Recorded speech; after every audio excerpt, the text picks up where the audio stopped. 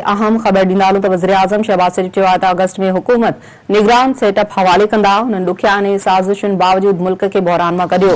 वज़ीर-ए-आज़म शहबाज़ शरीफ़ क़ौम खे ख़िताब कंदे चयो आहे त हुननि सियासत दाव ते लॻाए रियासत खे बचायो। संदसि चवणो त तहरीक इंसाफ़ IMF ठाह नाकाम बणाइण जी कोशिश कई। उन चयो त साज़िशुनि बावजूदि हुननि IMF प्रोग्राम बहाल करायो। चीन, सऊदी ऐं UAE ॾुखे वक़्त में मदद कई।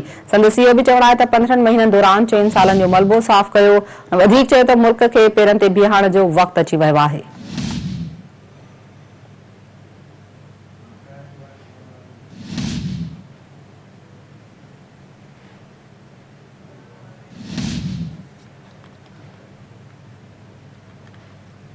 अहम ख़बर नाज़रीन सां शेयर करे रहिया आहियूं। वज़ीर-ए-आज़म शहबाज़ शरीफ़ चयो आहे त अगस्त में हुकूमत निगरान सेटअप हवाले कंदा।